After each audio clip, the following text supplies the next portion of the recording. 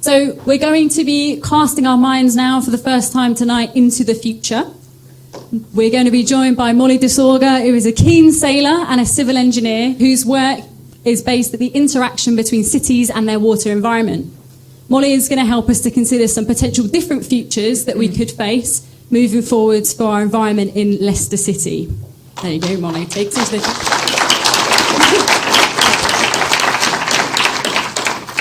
Hello, thank you so much for being here tonight. And yeah, I guess I'm going to try and talk to you about the future. This is tricky for a couple of reasons. Firstly, because unlike the past and the present, we don't know things for sure about the future. So you're going to have to bear with me while we use science fiction and art and our imaginations as well as science to try and imagine what our future might be like or what we might want it to be like. The other reason that talking about the future is difficult is because of some of the things you've heard about already tonight, the climate crisis and the biodiversity emergency. These things make our future very unstable and actually pretty scary to talk about. So I hope that we're going to be able to talk about them without making you so scared that you want to go home and cry, because sometimes the climate crisis makes me feel that way. I think when we talk about the future in relation to the climate crisis, it can go in one of two ways, and this is an example of the first way. It's a piece of art called Waterlines by Rebecca Chesney, and it imagines what the new high tide line of the Thames might look like as sea levels rise due to climate change. And this kind of communication is useful because it can help us understand the urgency of the threats that we face, but I think that it can also be counterproductive if it makes us feel so scared and stressed out, like, what am I going to do about the sea levels rising?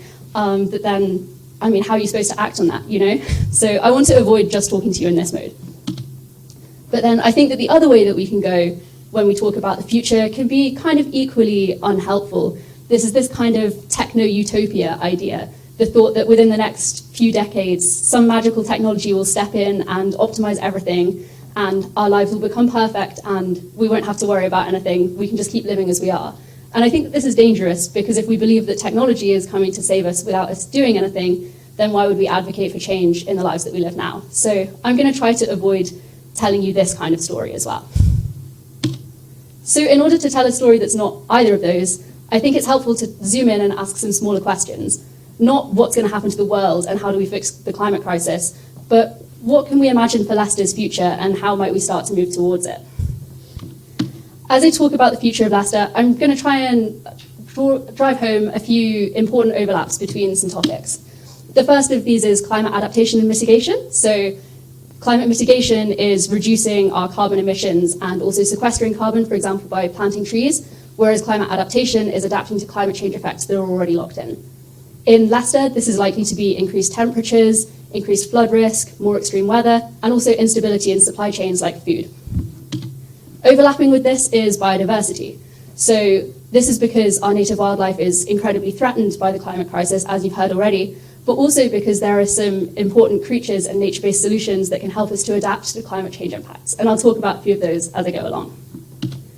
And the final piece of the puzzle with climate crisis in the future is community resilience.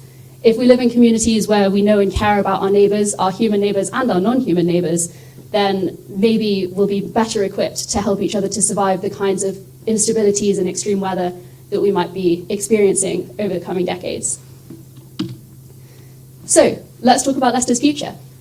When I think about what Leicester might look like in the future, if I'm being optimistic, I think about what Leicester looked like in the past. As you've heard from Hannah and Amy, before there was a city here, there was Celtic broadleaf forest. And I hope that in the future, maybe by 2100, if we start planting trees now, our urban landscape might start to look a lot more like this. There's a few key advantages to reforesting, particularly in urban spaces. Firstly, as trees grow, they suck carbon dioxide out of the atmosphere so they can reduce global warming impacts. But they also can help to adapt to climate change impacts. They increase the amount of permeable ground in the city, which means that they can soak up rainwater and reduce flood risk. And they also reduce the peak temperatures in a city over summer, so they reduce the risks from heat-related illnesses. As well as reforesting, I hope that we might start to reintroduce some other species which are missing in Leicestershire's landscape. A popular species reintroduction, which you probably already know about, is the osprey, which is being reintroduced in Rutland Water. And there's also ongoing work to reintroduce the dormouse, this cute little guy, into Leicestershire. In Derbyshire, which is next door to us, there's projects to reintroduce the beaver into their waterways. And I hope that over the next decade or so, Leicester might follow suit and we might see the return of beavers into the Soar. Beavers are really cool for a few reasons. They build dams, and these dams help to create new wetlands, and these can support other species like birds and bats and insects.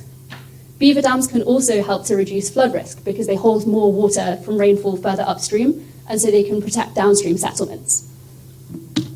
A final reintroduction, which might be further down the line, but which would be really cool, is that of big predators back into the landscape. Predators, like the lynx, are a really important part of how we can reforest our landscapes because they change the behaviors of grazing creatures. So they basically mean that more saplings don't get eaten by grazers such as deer, and therefore more trees grow to maturity, and we can have more forest. So maybe by the early to mid 2100s, we might hope to see the lynx back in Leicestershire. Of course, if we want all this fabulous wildlife and to protect the wildlife that already exists, then we need spaces for it to live, and we need ways for it to move through our urban environments so that it can thrive alongside us. There's some starts on this already in Leicestershire. This is a photo of the Bee Road scheme, which basically plants wildflowers along roadside verges. This helps to connect up larger patches of habitat so that pollinators can move between them. There's a similar idea of like a wildlife corridor in the Saving Saffron Brook scheme, which the City Council is running.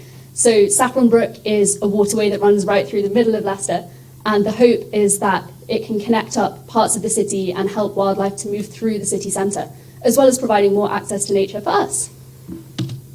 We can also support nature in these ways in our own gardens and houses, for example by installing bat and bird boxes to support species like house martins, or by not mowing our lawns in springtime, or even by planting native wildflowers in our gardens to help to support pollinators. There's obviously infinite other parts of the puzzle of surviving the next few decades to talk about, and I can't go into all of them, but I do want to talk about food and farming, because as you've heard from Amy and Hannah, one of the reasons why Leicestershire's biodiversity is so depleted is because our landscape is so heavily agricultural. There are a few good steps being made here in Leicestershire already, with things like Vinehouse Farm, the RSPB's Hope Farm, the Allerton Project, and the Community Harvest at Whetstone. These are all kind of really exciting projects looking at how we can farm in ways that are supporting conservation and local wildlife, as well as growing food in local places to support our food chains. And I hope that in the future, we might see these kinds of ideas moving into urban Leicester as well, through ideas like urban permaculture. So maybe in 2070, you'll grow most of your vegetables within a walking distance of your house, alongside your neighbours in a community garden. This has a whole bunch of great impacts. Firstly, if we reduce how far our food travels to get to us, we reduce our carbon. But also, like trees, other urban greenery can help support pollinators, can reduce peak temperatures, and can reduce flood risk. And of course, this also builds the kind of community resilience that we were talking about earlier, because if you're gardening alongside your neighbours to grow food, you probably know them better, you're probably checking in with each other, and maybe you're more able to help each other out. As a final point, decentralising systems such as food makes them more resilient to extreme weather.